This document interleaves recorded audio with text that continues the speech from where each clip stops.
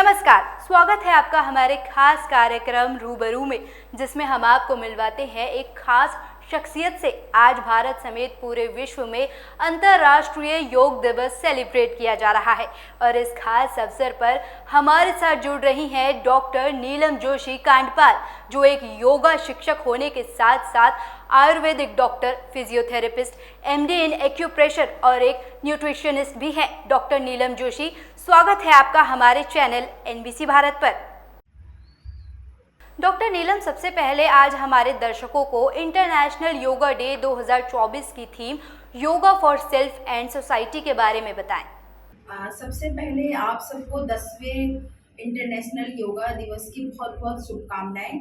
सभी को योग के लिए अवेयरनेस आनी चाहिए और योगा के लिए सबके अंदर एक संकल्प जागना चाहिए कि हमें फिट रहना है, फाइन रहना है, स्वस्थ रहना है, दुरुस्त रहना है। जैसा कि आपको पता है कि इस बार का थीम है yoga for self and society. Yoga अपने स्वयं के लिए और समाज के लिए। हम कौन है? हम समाज का एक अंग है। हमसे समाज है और समाज से हम हैं, तो दोनों एक दूसरे के अभिन्न अंग है। उनका अस्तित्व एक दूसरे के बिना कुछ भी नहीं है। तो योग इसमें क्या करता है? योग का सबसे बड़ा रोल है कि आप योग के द्वारा स्वयं को फिट रख सकते हैं और सारी बीमारियों से दूर रह सकते हैं और अपना सर्वांगीण विकास कर सकते हैं, जिसमें कि आप कह सकते हैं फिजिकल फिटनेस, आपकी मेंटल फिटनेस और स्पिरिचुअल फिटनेस। और जब हम स्वस्थ रहेंगे, स्वयं स्वस्थ रहेंगे, तो समाज अपने आप ही स्वस्थ हो जाएगा, क्योंकि हम समाज का एक अंग हैं।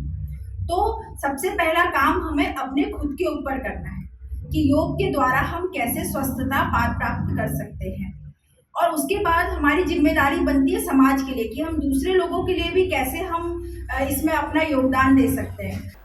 डॉक्टर, हमारे देश में महिलाओं की हेल्थ के बारे में बहुत कम चर्चा होती है, जबकि आज के दौर में महिलाएं घर के साथ साथ जॉब भी कर रही हैं और पूरा परिवार संभाल रही हैं।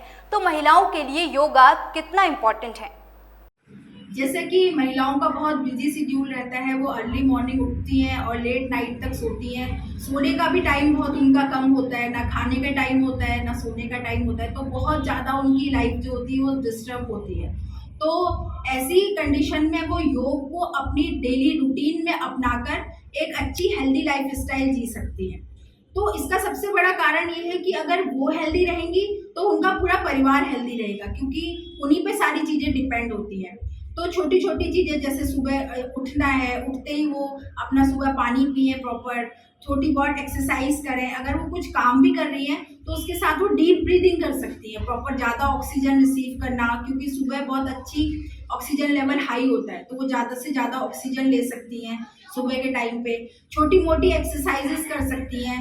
तो कोशिश करें कि 15 से 20 मिनट वो कम से कम अपने लिए ज़रूर निकालें। सुबह सूक्ष्म व्यायाम कर लें, जिसमें कि हैंड्स की स्ट्रेचिंग्स होती हैं, पैरों की स्ट्रेचिंग्स होती हैं, नेक की एक्सरसाइजेस। जैसा कि आजकल बहुत कॉमन देखा गया है कि सर्वाइकल की प्रॉब्लम बहुत ज़्यादा होती है, क्योंकि वो किचन में भी झुक के काम करती हैं और ऑफिस में भी लैपटॉप पे झुक के ही काम करती हैं, तो ज़्यादातर उनका सिटिंग जॉब या फिर स्पाइन का ऐसे झुक के काम करना होता है। तो उस केस में वो छोटी मोटी 15 मिनट में अपनी एक स्ट्रेचिंग्स, हैंड्स की, पैर की और नेक की, ये छोटी छोटी एक्सरसाइजेस डेली करें, जिससे कि फ्लेक्सिबिलिटी बनी रहे और बॉडी में स्टिफनेस ना आए, जिससे कि वो हेल्दी रह सके। डॉक्टर, अब मैं आपसे ये जानना चाहूँगी कि आजकल भागदौड़ भरी ज़िंदगी में लोगों के पास समय की बहुत कमी है और ज़्यादातर लोगों की सिटिंग जॉब है। ऐसे में लोगों को सर्वाइकल, बैक एक और सियाटिका जैसी प्रॉब्लम्स हो रही हैं। ऐसे में डॉक्टर, ऐसी कौन सी 2-3 एक्सरसाइज हैं जिसे कम समय में लोग कर सकते हैं बिना योगा क्लास जाए हुए? इतनी भागदौड़ भरी आजकल लाइफ हो गई है, किसी को टाइम ही नहीं है और सिटिंग जॉब इतना लंबा रहता है, 10-10, 12-12 घंटे का, और फिर इतना दूर आना जाना 2-3 घंटे, तो वो पूरा टाइम आपका बैठने में ही बीत जाता है। तो उस केस में प्रॉब्लम्स क्या आती है? स्पाइन से रिलेटेड, जैसे कि नेक प्रॉब्लम, सर्वाइकल से रिलेटेड प्रॉब्लम्स आने लग जाती है, बैक एक होना शुरू हो जाता है पीछे, स्पाइन स्टिफ होनी शुरू हो जाती है, स्लिप डिस्क हो जाता है कई बार। तो ये बहुत ही कॉमन प्रॉब्लम्स है। हर दूसरे इंसान को आप पूछोगे तो नेक स्टिफ है या बैक एक है, रोज़मर्रा में बना ही रहता है। तो योग का इसमें सबसे इम्पोर्टेंट रोल ये है कि योग के द्वारा आप इससे दूर रह सकते हैं, आप मेडिसिन से दूर रह सकते हैं। अदरवाइज लोगों को पेन किलर खानी पड़ती है कि मुझे आज नेक पेन है, या ये छोटी छोटी जो रोज की दिक्कत है इनके लिए पेन किलर खानी पड़ती है। पर योगा एक और आपका नेचुरल पेन किलर है, तो अगर आप उसको डेली करेंगे तो आपको उसकी ज़रूरत, मेडिसिन की ज़रूरत ही नहीं पड़ेगी। तो इसके लिए मैं छोटा कुछ बताना चाहूँगी आपको, जैसे कि आप डेली रूटीन में सर्वाइकल के लिए जो एक्सरसाइज है वो नेक अप एंड स्ट्रेट ऐसी वाली एक्सरसाइजेस कर सकते हैं, बैठे बैठे भी कर सकते हैं आप चेयर पे। तो इसमें आपको नेक को डाउन नहीं करना, फॉरवर्ड बेंड नहीं करना, आपको up and straight, up and straight ऐसे आप इसको कर सकते हैं नेक की एक्सरसाइज। एंड साइड स्ट्रेचिंग ऐसे धीरे धीरे स्लोली स्लोली आप जहाँ बैठे हैं आप वहाँ पे भी कर सकते हैं। इसमें अलग से आपको खड़े होने की या अलग से करने की ज़रूरत नहीं है। स्ट्रेचिंग हाफ, फिर ऐसे left and right, slowly slowly left and right, then half rotation, half circle, semi circle, left to right and right to left. इसको आप 10 to 20 टाइम्स कर सकते हैं डेली। ये तो हो गई सर्वाइकल की एक्सरसाइजेस। दूसरा, आप स्पाइन के लिए खड़े हो सकते हैं आराम से अपनी ही जगह पे। तो आप बैकवर्ड बेंडिंग, कमर पे हाथ रखें और पीछे बैकवर्ड बेंडिंग करें पीछे, और फिर सीधे खड़े हो जाए, फिर बैक बेंड करें, फिर सीधे खड़े हो जाए। तो इसको आप आधे घंटे में, 1 घंटे में 2 से 4 बार या 5 बार आराम से कर सकते हैं। आप जहाँ बैठे हैं वहीं पे कर सकते हैं bending, backward and forward, forward नहीं, बैकवर्ड एंड स्ट्रेट ऐसे। शोल्डर रोटेशन आप कर सकते हैं, जैसे कि शोल्डर है आपको ऐसे रोटेट करें, स्लोली स्लोली रोटेट करें, ऐसे क्लॉकवाइज करें, फिर 5 to 10 टाइम्स एंटी क्लॉकवाइज करें। आप चेयर पे बैठ के भी आराम से कर सकते हैं। इसके अलावा आप ऐसे अप एंड डाउन भी कर सकते हैं 10 to 20 टाइम्स, ऐसे open and close, open and close. इससे क्या होगा कि आपके शोल्डर्स और आपकी स्पाइन जो है वो स्टिफ नहीं होगी, आपकी फ्लेक्सिबिलिटी बनी रहेगी। तो ये छोटी छोटी एक्सरसाइजेज है जो आप बैठे बैठे भी कर सकते हैं। लेग की एक्सरसाइजेज है, स्ट्रेचिंग्स, जैसे आप पैर सीधा करके बैठे बैठे स्ट्रेच कर सकते हैं, लेग रोटेशन कर सकते हैं क्लॉकवाइज एंटी क्लॉकवाइज। तो जो साइटिका की प्रॉब्लम है, नीचे जो बैक में कंप्रेशन आने की वजह से होता है, तो वो प्रॉब्लम्स आपको आएगी ही नहीं। हैंड्स की स्ट्रेचिंग्स है, आप खाली बैठे तो हैंड्स की स्ट्रेचिंग्स, रोटेशन, ये सब एक्सरसाइज छोटी छोटी, ऐसे शोल्डर रोटेट करना, ये सब छोटी मोटी एक्सरसाइज आप बैठे बैठे भी कर सकते हैं। डॉक्टर नीलम, अब मैं आपसे ये जानना चाहूँगी कि आज के डिजिटल टाइम में सबको योगा के बारे में नॉलेज तो है ही, लेकिन आपके हिसाब से योगा करने के टॉप 5 बेनिफिट्स क्या हैं? आजकल इतना डिजिटली लोग इतना एक्टिव हो गए, सोशल मीडिया इतना एक्टिव हो गया है कि लोगों को बहुत ज़्यादा ज्ञान है, और मेरे ख्याल से ज़रूरत से ज़्यादा ज्ञान हो गया है।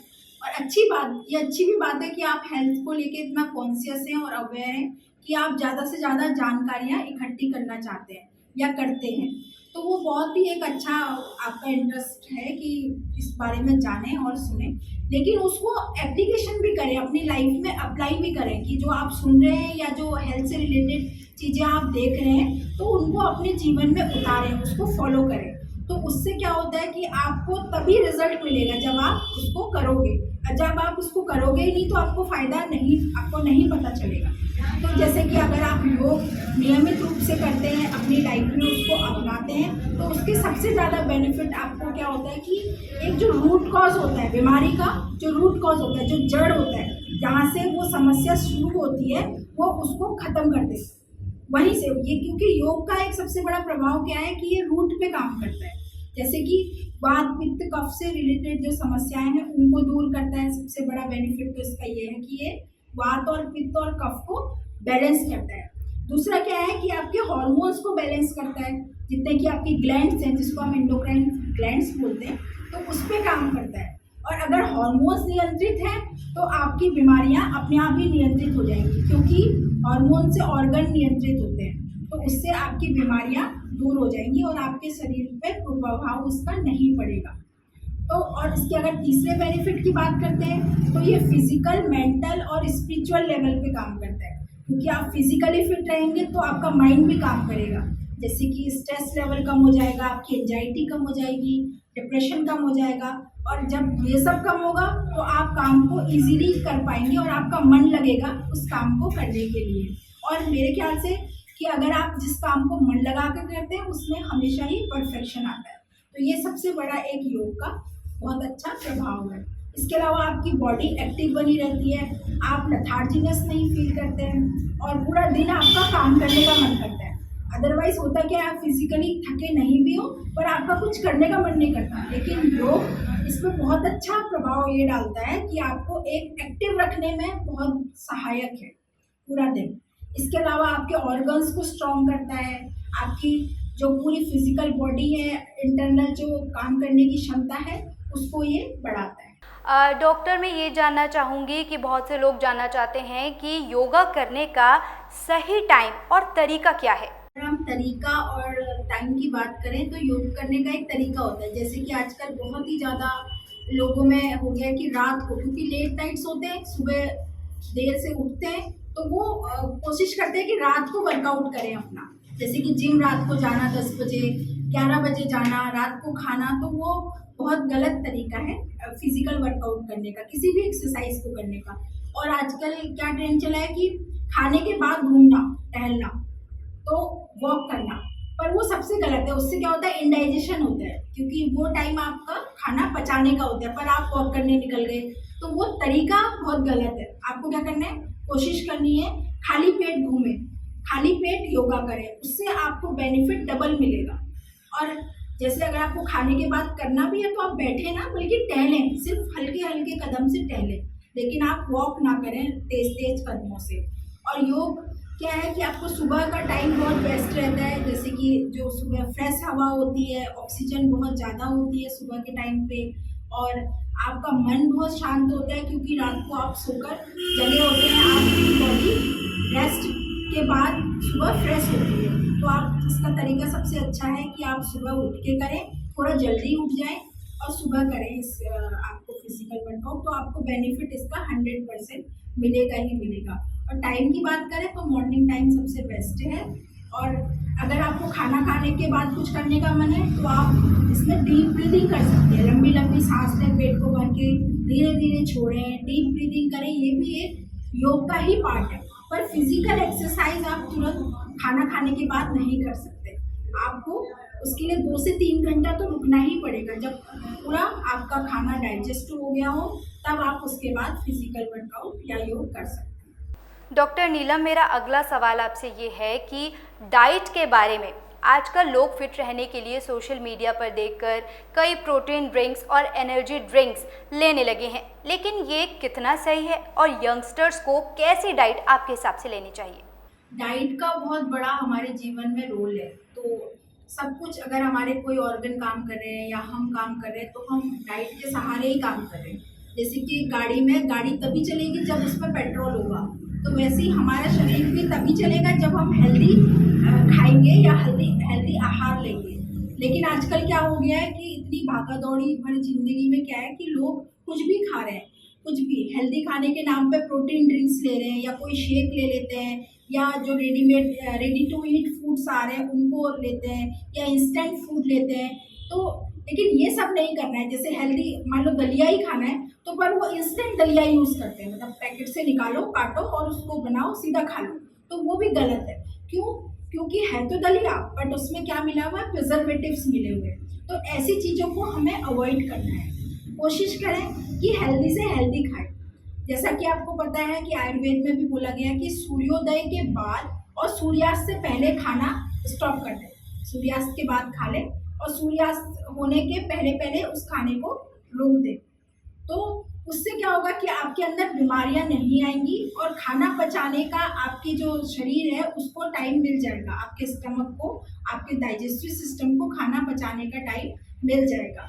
तो इस केस में क्या कर सकते हैं हम, जो सुबह का टाइम होता है मॉर्निंग ब्रेकफास्ट हमारा हेल्दी होना चाहिए। जैसे कि हम थोड़ा भारी खा सकते हैं या प्रोटीन हम ले सकते हैं, पर प्रोटीन में भी हम जो आहार है हमारे वेजिटेरियन जो अगर लोग हैं, मतलब कोशिश करें कि नॉनवेज ना खाएं, तो शाकाहारी भोजन ही खाएं।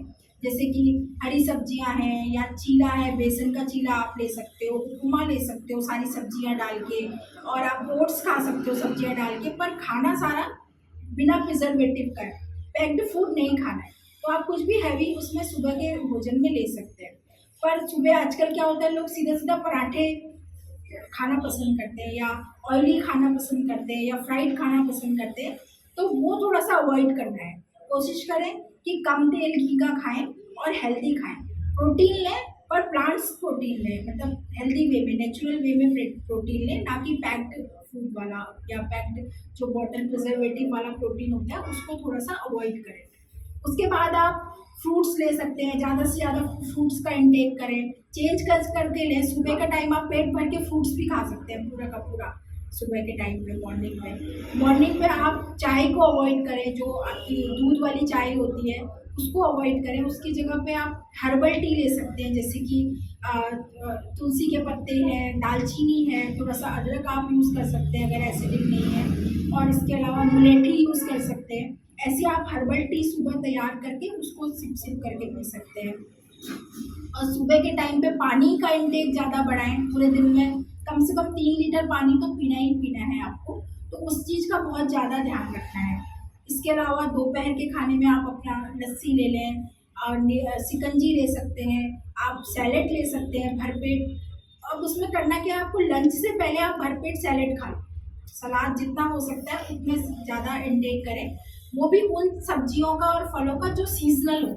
ऐसा नहीं कि वो प्रिजर्व, जैसे कि आप मैंगो खाएंगे तो सर्दी में खाएंगे, नहीं, उसको गर्मी में खाइए। आप गर्मी का फ्रूट है तो उसको गर्मी में खाइए। गाजर है, गोभी है, मटर है, जो जिस सीज़न में आ रहा है उसको उसी में सेवन करें, तो आपको बीमारियां नहीं आएंगी। और जो आपका डाइजेस्टिव सिस्टम है उसको भी आराम से वो उसको पचा सकता है। तो ऐसी कोशिश करें कि सीजनल की तरफ जाएं। इसके अलावा आप लंच में अपना चपाती है या आपका चावल है, दाल है, सब्जी है, उसको हेल्दी खा सकते हैं। लेकिन उसमें क्या करना है, तेल घी नहीं यूज़ करना है ज़्यादा, जैसे कि आजकल रिफाइंड ऑयल लोग यूज़ करते हैं, उसको नहीं खाना है। या तो आप थोड़ा सा देसी घी डालें या फिर मस्टर्ड ऑयल या फिर ऑलिव ऑयल आप उसमें डाल सकते हैं, थोड़ा सा, ज़्यादा नहीं। तो अगर और मसाले में देखें तो थोड़ा खड़े मसाले यूज़ कर सकते हैं, लेकिन जो पैक वाले मसाले मार्केट में आते हैं उसको थोड़ा सा अवॉइड करें। टर्मरिक थोड़ा डालें, और जो आपका सी सॉल्ट होता है उसको ना यूज़ करें, बल्कि सेंधा नमक का यूज़ करें या रॉक सॉल्ट का यूज़ करें, वो ज़्यादा आपकी हार्ट हेल्थ के लिए बेहतर होता है। इसके अलावा आप शाम का जो इवनिंग स्नैक टाइम होता है उस टाइम पे बिस्किट, नमकीन, ऐसी चीज़ें लेने के बजाय आप रोस्टेड मखाना ले सकते हैं या रोस्टेड पीनट ले सकते हैं या भुना हुआ चना थोड़ा सा ले सकते हैं, या मुरमुरे वाला जो मिक्सचर होता है उसको घर पे बना सकते हैं कड़ी पत्ता डाल के या पुदीना पाउडर डाल के। ऐसा आप थोड़ा सा रेडी कर सकते हैं उसको अपने लिए, तो वो हेल्दी चीज़ आपके अंदर जाएगी। या थोड़ा ड्राई फ्रूट्स हो गया, सोप, वो सब आप इवनिंग स्नैक में ले सकते हैं। इसके अलावा जो फ्रूट्स हैं वो शाम को थोड़ा अवॉइड करें, सैलेड शाम को अवॉइड करें। आप दिन में जितना मर्जी खाएं पर शाम के टाइम पे आप उसको अवॉइड करें। इसके अलावा जो रात का डिनर है उसमें कोशिश करें कि 7 बजे से पहले पहले उसको खा लें। अगर वो नहीं पॉसिबल होता है तो रात का खाना बिल्कुल हल्का रखें, या मिक्स वेजिटेबल सूप ले लें या हल्का ओट्स ले लें या दलिया ले लें। अब दलिए में भी क्या करना है, वेजिटेबल्स ज़्यादा यूज़ करें और दलिया कम डालें, तो आपको वो रात के टाइम पे भारी नहीं होगा और डाइजेशन में इजी रहेगा। और दूध से बनी चीज़ें और दूध थोड़ा सा अवॉइड करें, क्योंकि इस टाइम पे आपको शुद्ध दूध नहीं मिलता कहीं भी, तो उससे बहुत ज़्यादा बीमारियां आजकल आ रही हैं, जैसे शुगर है या यूरिक एसिड है, कोलेस्ट्रॉल है, मोटापा है, ये सब चीज़ें उसके कारण बढ़ रही हैं। तो दूध की बनी चीज़ें और दूध को थोड़ा सा अवॉइड करने का कोशिश करें। इसके अलावा सोते समय आप जीरे की थोड़ा सा चाय ले सकते हैं, उसको उबाल के थोड़ा काला नमक डाल के उसमें ब्लैक सॉल्ट, उसको आप सिप करके पिए तो रात को आपको गैस भी नहीं बनेगी। तो ये आप पूरा दिन में इसे फॉलो कर सकते हैं। डॉक्टर, मेरा अगला सवाल आपसे ये है कि आजकल यंगस्टर्स में हार्ट अटैक जैसे केस बहुत देखने को मिल रहे हैं, जबकि एक समय में हार्ट अटैक जैसी बीमारी 55 से 60 के बाद बुजुर्गों में देखी जाती थी। इसके पीछे क्या रीज़न है? बहुत ही कॉमन हो गया है हार्ट अटैक। आप बहुत सुनते होंगे कि यंग एज में बहुत ही 30, 35, 40 की एज में हार्ट अटैक हो रहे हैं, तो ये बहुत ही ज़्यादा कॉमन हो गया, जो होना नहीं चाहिए। जो पहले क्या होता था 60, 70, 80 की एज में होते थे, वो आजकल अर्ली एज में होने लग गए। तो इसका सबसे बड़ा कारण क्या है, हमारी लाइफ स्टाइल। देर से सोना, देर से उठना, खाना कभी भी खाना, कुछ भी खाना, फास्ट फूड खाना, जंक फूड खाना, वो सब, ये सारी चीज़ें बहुत बड़ा रीज़न है हार्ट अटैक का। अब होता क्या है, अगर हम लेट नाइट खा रहे हैं 10, 11, 12 बजे खा रहे हैं, तो उस समय स्टमक का रेस्ट करने का टाइम होता है, पर वो रेस्ट नहीं कर पाता, वो काम कर रहा होता है। तो अगर वो काम कर रहा है तो हार्ट को भी काम करना पड़ रहा है, तो वो एक्स्ट्रा ओवरलोड उसमें पड़ने लग जाता है। तो इंडाइजेशन की शिकायत जैसे होती है या गैस्ट्रिक की समस्या जिनको होती है, तो वो उनके कारणों के कारण क्या होता है कि हार्ट पे एक्स्ट्रा प्रेशर आने लग जाता है। और उसके बाद उसके बड़ा रीज़न ये है कि फिजिकल वर्कआउट कुछ भी ना करना। आजकल लाइफ स्टाइल ऐसी हो गई है कि अगर लेट नाइट तक सो रहे हैं और सुबह लेट तक उठ रहे हैं, तो आप कोई भी वर्कआउट नहीं करते हैं, अधिकतर यंग एज वाले। और जब वो वर्किंग होते हैं या किसी कंपनी में जॉब कर रहे हैं, वो प्रेशर अलग से होता है, तो वो फिजिकल वर्कआउट एटलीस्ट कुछ नहीं करते। 10-10, 12-12 घंटे चेयर पे बैठना और कुछ भी खाना, तो वो लाइफ उसकी हार्ट पे बहुत बुरा उसका असर पड़ता है। तो जैसे कि आजकल एक कॉमन हो गया है कि बाहर का खाना ज़्यादा पसंद करते हैं, चाइनीज़ खाना है, मोमोज़ खाना है, पिज़्ज़ा खाना है, बर्गर खाना है, तो वो टेस्ट पे ज़्यादा जाने लग जाते हैं कि नहीं, हमें टेस्टी खाना वही लगता है, तो डेली वही खाना है। तो अगर आप डेली वही खाना खाओगे तो आपके डाइजेशन में बहुत ज़्यादा इशू आने शुरू हो जाएंगे। जैसे कोलेस्ट्रॉल लेवल आजकल इतना बढ़ रहा है, यूरिक एसिड की समस्या आ रही है, तो ये सब कहाँ हो रहा है? ब्लड में हो रहा है। और ब्लड अगर ख़राब हो रहा है तो फिल्टर होने हार्ट के पास जा रहा है, तो हार्ट अगर उसको फिल्टर करेगा तो उसका प्रेशर बढ़ेगा और उसमें ब्लॉकेजेस आना शुरू हो जाती हैं, जिसके कारण कि वहाँ से ये समस्या उत्पन्न होती है। तो जो यंग एज के लोग हैं उन्हें ये चाहिए कि वो अपनी एक तो लाइफ स्टाइल को सुधारें, अपना स्ट्रेस लेवल को कम करें, टाइम पे सोएं, टाइम पे उठें और खाना हेल्दी खाएं। जैसे कि घर का खाना खाएं, नॉर्मल खाना खाएं, भूख से थोड़ा कम खाएं। और बार बार ईटिंग है, जैसे कि बार बार किसी को खाने की आदत होती है या क्रेविंग्स होती है, जिसके कारण कि मोटापा इतना बढ़ता जा रहा है और फैट इतना फैटी लीवर, आप देखो हर दूसरे इंसान को फैटी लीवर हो जाता है, तो वो इसका मुख्य कारण है। तो लाइफ स्टाइल हेल्दी करना बहुत ही ज़्यादा इम्पोर्टेंट है और अपनी डाइट पे ध्यान देना बहुत ज़रूरी है। तो हार्ट पर प्रेशर कम आएगा तो आप अपने आप ही ये ऐसे जो समस्याएं हैं वो अपने आप ही कम होती चली जाएगी। डॉक्टर नीलम, अब योग दिवस पर बच्चों के बारे में बात करना बेहद ज़रूरी है। आजकल बच्चों का स्क्रीन टाइम बहुत ज़्यादा हो गया है और खेलना कूदना बहुत कम, जिसकी वजह से उनकी हेल्थ पर बुरा असर पड़ रहा है। छोटे बच्चों को चश्मा लग जाता है और कई बच्चे तो मोटापे का शिकार हो रहे हैं। ऐसे में पेरेंट्स को आपके हिसाब से क्या करना चाहिए? आजकल बच्चों पे ध्यान देना बहुत ज़रूरी है, क्योंकि बच्चे अभी बहुत छोटे हैं और इतना पोल्यूशन है, इतना लाइफ स्टाइल गड़बड़ है, खाना गड़बड़ है, तो उनकी हेल्थ पे बहुत बुरा इसका प्रभाव पड़ता है बच्चों के ऊपर। तो इस केस में पेरेंट्स को ध्यान देना बहुत ज़रूरी है। पेरेंट्स की जिम्मेदारी और बढ़ जाती है, क्योंकि वो मेच्योरिटी की तरफ बढ़ रहे होते हैं बच्चे। अभी उनके ऑर्गन्स भी इमेच्योर होते हैं और बहुत छोटे होते हैं, तो हार्मोन्स जो उनके चेंजेस आ रहे होते हैं हार्मोनल, वो भी उनकी बॉडी में चेंजेस हैं। तो उस केस में पेरेंट्स को ध्यान देना बहुत ज़रूरी होता है, ताकि वो एक अच्छा जीवन व्यतीत कर सके बच्चे छोटे। तो जैसा कि आपने बोला कि स्क्रीन टाइम बहुत ज़्यादा बढ़ गया है और उनको ऑर्गन्स से रिलेटेड समस्याएं आने लग गई हैं। तो इस केस में क्या होता है कि आपको आजकल जैसे कि बहुत फ़ोन यूज़ करते हैं, पेरेंट्स भी करते हैं, पेरेंट्स को देख के बच्चे भी करते हैं। उनको अगर कोई राइम सुननी है तो उसी में, मूवी देखनी है, स्टोरी सुननी है या कोई कुछ भी है, वो अपना स्क्रीन टाइम उनका बढ़ता जा रहा है और आउटडोर गेम्स उनके कम होते जा रहे हैं। तो उनका फिजिकल वर्कआउट कुछ भी नहीं हो पाता है, फिजिकली फिटनेस उनको नहीं मिल पाती है। तो पेरेंट्स की ये जिम्मेदारी है कि वो फ़ोन और लैपटॉप या टैबलेट उनसे दूर रखें और उनको खेलने का मौका दें। उनको जो वर्कआउट है या उनको फिजिकल जो गेम्स होते हैं, जैसे वॉलीबॉल है, फुटबॉल है, बैडमिंटन है, स्विमिंग है और डांस है, योगा है, ये सब उनको ज्वाइन कराएं और उनके साथ खुद भी करें। अगर वो उनके साथ खुद भी करेंगे तो वो इंटरेस्ट लेके करेंगे छोटे बच्चे। अदरवाइज आप उन्हीं को करवाएंगे तो वो नहीं उसको प्रेशर फील करते।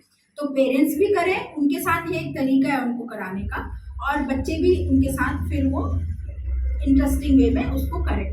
और दूसरी बात रही डाइट की, तो आजकल पेरेंट्स क्या करते हैं, बच्चों को पसंद है अगर पिज़्ज़ा, बर्गर या फास्ट फूड, तो वो उनको खिलाना पसंद करते हैं। वीकेंड पे खिलाया या वीकेंड पे खिलाया, तो वो चीज़ें बहुत ख़राब हैं। आप कोशिश करिए कि हेल्दी खाना खिलाएं, घर का खाना खिलाएं और उसको थोड़ा इंटरेस्टिंग बना के खिलाएं, जैसे कि सब्जियां हैं, हरी सब्जियां हैं, या कुछ भी खाना ऐसा है उसको अच्छे तरीके से बनाएं। अगर आप सीधा हरी सब्जी को पेश कर देंगे उसके सामने तो बच्चा नहीं खाएगा, वो उसको पसंद नहीं करेगा, अवॉइड करेगा कि मुझे नहीं खानी है ग्रीन वेजिटेबल्स। लेकिन आप उसको अगर चीले के फॉर्म में या पराठे के फॉर्म में अच्छा कुछ बना के उसको देंगे तो बच्चा आराम से खाएगा। तो सारा कुछ पेरेंट्स के हाथ में है कि वो कैसे बच्चों को हेल्दी रख सकते हैं। और अगर उनकी लाइफ स्टाइल अच्छी होगी, फिजिकली वो फिट रहेंगे और डाइट अच्छी लेंगे, तो उनको कोई भी डिजीज़ या बीमारी होने के चांसेस कम हो जाते हैं, फिर उनको कोई भी बीमारी नहीं होगी, हो ही नहीं सकती। तो सारा कुछ रूटीन का और लाइफ स्टाइल का मामला है। तो पेरेंट्स को इस बात का ध्यान रखना होगा कि जैसे कि बच्चों को चश्मे जल्दी लग रहे हैं, फैट ज़्यादा आ रहा है और बच्चे मोटे होते जा रहे हैं, इरिटेट हो रहे हैं, बात बात पे चिढ़ने लग जाते हैं। तो ऐसा क्यों हो रहा है? क्योंकि फिजिकल फिटनेस नहीं है तो इरिटेट होते हैं वो, उनको क्या होता है, बिहेवियर चेंजेस उनके अंदर आने लग जाते हैं। तो अगर हम इस लाइफ स्टाइल को अपनाएंगे, योग को उनके जीवन में अगर हम लाते हैं तो ऑटोमेटिकली उनका सर्वांगीण विकास हो जाता है, जिसमें कि आपकी मेंटल बॉडी, फिजिकल बॉडी और स्पिरिचुअल बॉडी आती है। तो इस और ध्यान देना बहुत ही ज़्यादा जरूरी है। डॉक्टर नीलम, मेरा अगला सवाल आपसे ये होगा कि ऐसी कौन कौन सी डिजीजेज हैं जो योगा से क्योर हो सकती हैं? योगा तो एक इतना बड़ा शब्द है कि ये पूरी बॉडी को आपको बैलेंस कर देता है, क्योंकि ये वात, पित्त और कफ पे काम करता है, जो कि असली बीमारियों की जड़ है। अगर इनमें इम्बैलेंस होता है तभी वहीं से बीमारियां शुरू होती हैं। तो योग उस लेवल पे जाके काम करता है। देखिए, जैसे कि अगर आप बीमारियों की बात करें तो इम्बैलेंस होने से आजकल कॉमन बहुत गठिया बात, ऑर्थराइटिस जिसको हम बोलते हैं, ऑस्टियो ऑर्थराइटिस, रूमेटॉइड ऑर्थराइटिस बहुत ही कॉमन हो गया है, जो कि बहुत ही छोटी एज में भी होने लगा है और बहुत कॉमन होने लगा है। हर किसी को देखो तो वो जॉइंट पेन की शिकायत करता है, ऑर्थराइटिस की शिकायत करता है। तो इस पे योग बहुत ही अच्छा काम करता है, तो उसको जड़ से ख़त्म कर देता है। इसके अलावा आपकी एंजाइटी पे, आपके डिप्रेशन पे, माइग्रेन की जो समस्या है, आपकी थायराइड की जो समस्या है, सर्वाइकल की से रिलेटेड जो भी प्रॉब्लम्स हैं, आपके रिस्पिरेटरी सिस्टम को बहुत स्ट्रॉन्ग कर देता है, आपके लंग्स को स्ट्रॉन्ग कर देता है, तो जिससे कि ऑक्सीजन की जो कैपेसिटी है लेने की वो इंक्रीज़ हो जाती है बहुत ज़्यादा। हार्ट के हेल्थ पे बहुत अच्छा इफेक्ट डालता है, हार्ट हेल्थ बहुत अच्छा, जिससे पल्पिटेशन का प्रॉब्लम्स होता है या एंजाइना पेन जिनको बना रहता है चीज़ें, तो वो हार्ट की हेल्थ के लिए बहुत ही अच्छा योग का एक योगदान है। इसके अलावा आपके अगर स्टमक की बात करें तो डाइजेशन से रिलेटेड इश्यूज जैसे कि गैस्ट्रिक है, या फिर आपका एसिड ज़्यादा बनता है, फैटी लीवर है, या फिर शुगर का प्रॉब्लम है, इंसुलिन कम बनता है, तो ये पेनक्रियास को डायरेक्ट एक्टिवेट करता है, तो शुगर की समस्या वैसे भी कम हो जाती है। इसके अलावा जो बीपी से रिलेटेड समस्या जैसे कि हाई बीपी होना, लो बीपी होना, उस पर इसका बहुत ही अच्छा एक रिजल्ट है योग का। अगर आप इसको नियमित तौर पे करते हैं तो ये आपको प्रभाव इसका दिखेगा ही दिखेगा।